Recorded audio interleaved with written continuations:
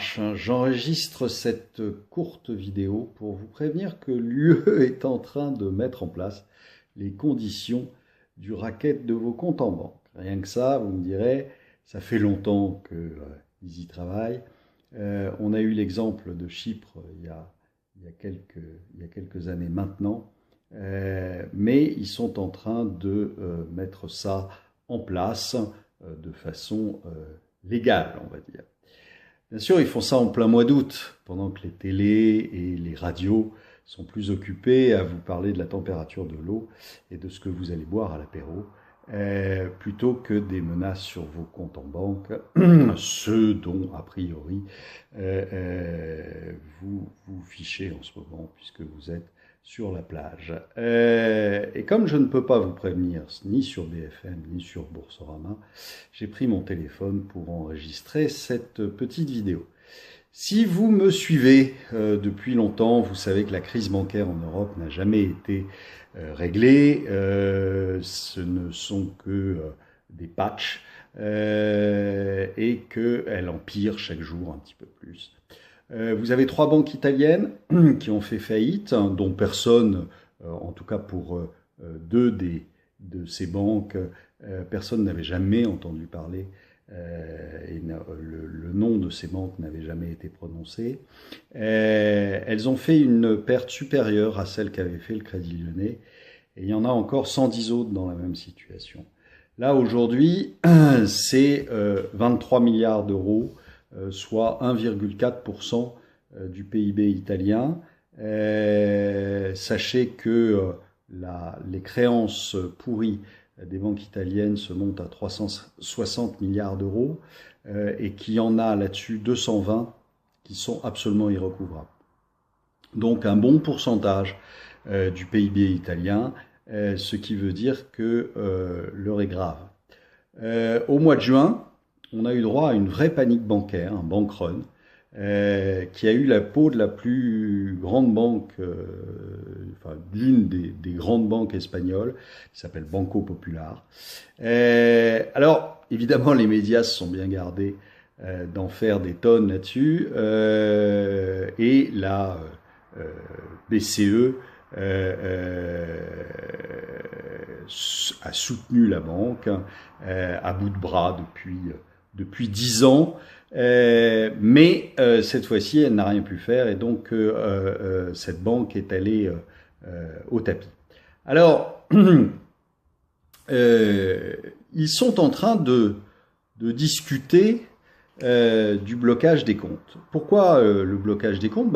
Tout simplement pour éviter un bank run qui se généraliserait en Europe. Alors ne croyez pas que parce que ça se passe en Italie, ça ne se passera pas dans le reste de l'Europe, pour la bonne et simple raison que si on veut que ce soit efficace, il faut bien sûr bloquer tous les pays en même temps et bloquer toutes les banques en même temps. Parce que si vous avez le malheur de laisser un pays qui ne bloque pas ses banques, vous aurez la queue dès le matin devant les banques pour retirer leur argent, sachant que ça sera le prochain pays à être passé. Donc, ça veut dire qu'il faut le faire dans toute l'Europe en même temps. Ce qui veut dire, je vous rappelle, que vous n'êtes pas à l'abri ni au Luxembourg, ni en Belgique. Il faut absolument sortir de l'Europe pour pouvoir échapper à ce gel des comptes courants. Alors, le gel des comptes courants, c'est à partir du 1er euro, et donc il a jamais été aussi urgent d'assurer vos arrières. Alors, il y a eu des fuites, on parle d'un blocage qui durerait jusqu'à 20 jours. Évidemment, quand vous commencez ce genre de choses, vous ne pouvez pas vous arrêter au bout de 20 jours, parce que ça veut dire simplement que le 21e jour, qu'est-ce qui se passe ? Vous avez tout le monde qui se précipite pour retirer son argent, donc ça ne sert à rien, cette mesure n'aurait servi à rien, et donc il faut la prolonger largement au-delà de 20 jours. Mais même si c'est 20 jours, c'est 20 jours pendant lesquels la banque va décider de ce que vous pouvez acheter ou de ce que vous ne pouvez pas acheter. Donc elle vous donnera 100, 200 euros par semaine si vous êtes très gentil et si la perte n'a pas été trop massive. Là, il est plus question de ces fameux, vous savez, 100 000 euros qu'on vous garantissait et qui ne sont qu'une vaste blague. Alors, si le dépôt était si garanti que ça, il n'y aurait pas de problème pour la plupart des gens. Mais donc, vous savez que les banques sont tellement exposées aujourd'hui que les 100 000 euros, évidemment, pourront être attaqués largement. Alors, je l'ai répété des semaines et des semaines sur les plateaux de télé, notamment sur BFM. Là, vous avez un projet qui est discuté en ce moment.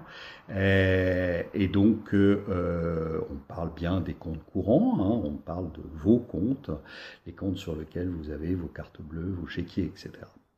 Alors, il y a vraiment urgence. On peut aujourd'hui tout à fait légalement échapper à ça.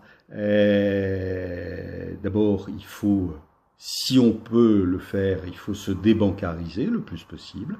Et puis, vous avez tout un tas d'autres actions à faire, mais il faut que vous en preniez conscience. Il ne faut pas que vous vous disiez que c'est tellement énorme que ça ne peut pas arriver. S'ils en discutent, c'est bien qu'ils ont une petite idée à la tête. Et croyez-moi, le jour où ça arrivera, ça sera trop tard. Donc faites-le avant, pensez-y avant. Vous avez dans la lettre qui suit, que j'édite tous les mois, avec les éditions Vauban, vous avez dans la lettre qui suit tout ce qu'il faut pour prendre des décisions et pour essayer de se passer le plus possible des banques.